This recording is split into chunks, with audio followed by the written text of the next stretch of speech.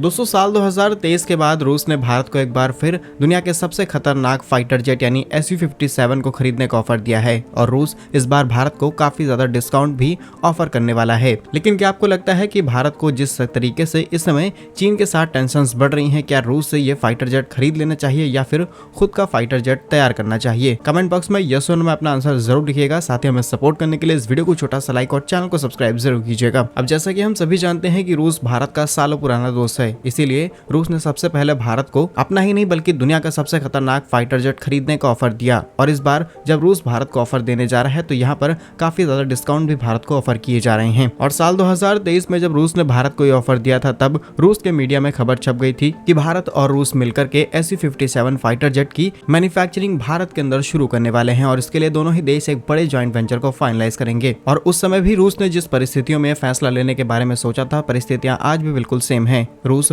अभी भी वॉर की सिचुएशन में है और इस समय रूस को काफी बड़ी सप्लाई दूसरे देशों से मिल रही है और वो भी इस तरीके से जहां पर रूस ने अपने ज्वाइंट वेंचर की मदद से अलग अलग देशों के अंदर प्रोडक्शन चालू कर रखी है। ऐसी सिचुएशन में रूस आसानी से किसी भी देश से हथियार मंगा पा रहा है और अमेरिका किसी भी तरीके का इंटरफेरेंस नहीं कर पा रहा। लेकिन अगर रूस भारत के अंदर Su-57 का प्रोडक्शन चालू कर देता है, इससे लॉन्ग टर्म में रूस को बहुत ज्यादा फायदे मिलने वाले हैं। और जब बात Su-57 की हो रही तो बात कर लेते हैं कि ये फाइटर जेट आखिर इतना ज्यादा खास क्यों है। देखिए Su-57 5th जनरेशन का एक फाइटर जेट है जो कि दुनिया के टॉप 10 फाइटर जेट की श्रेणी में दूसरे स्थान पर गिना जाता है। ये फाइटर जेट इतनी तेज रफ्तार के साथ उड़ता है जिससे इसे स्टेल्थ की स्पीड मिल जाती है, यानी कि किसी भी रडार या फिर इलेक्ट्रॉनिक सिस्टम में इसे स्कैन पर पाना ना के बराबर है। इस फाइटर जेट की लंबाई 65.11 फीट, विंग स्पैन 46.3 फीट और ऊंचाई करीब 15.1 फीट है। इसकी मैक्सिमम स्पीड करीब 2135 किलोमीटर घंटा है और सुपरसोनिक रेंज 1500 किलोमीटर है। 2019 से ही रूसी वायुसेना में इसे इस्तेमाल किया जा रहा है और अब तक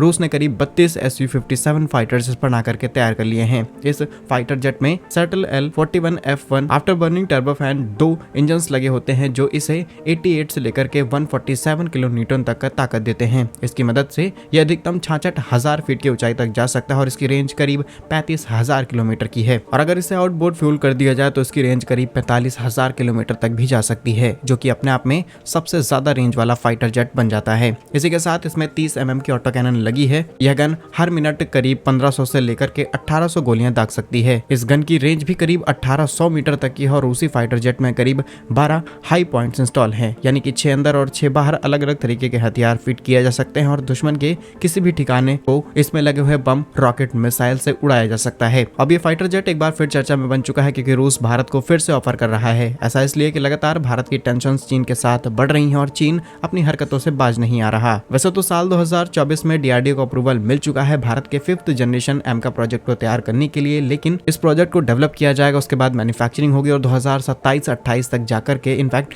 30 तक जाकर के भारत को 5th जनरेशन फाइटर जेट मिल सकता है। अभी 15,000 करोड़ रुपए का अप्रूवल दिया गया है, शायद इस प्रोजेक्ट के लिए इनफ नहीं होगा। आप हमें कमेंट्स में अपनी राय बता सकते हैं कि भारत को रूस का यह ऑफर एक्सेप्ट करना चाहिए या फिर नहीं। भारत के ऐसे ही इन्फॉर्मेटिव वीडियोस पाने के लिए चैनल को सब्सक्राइब जरूर कीजिएगा। मिलेंगे हम आपको एक नई और इंटरेस्टिंग वीडियो में, तब तक के लिए वंदे मातरम। भारत माता की जय।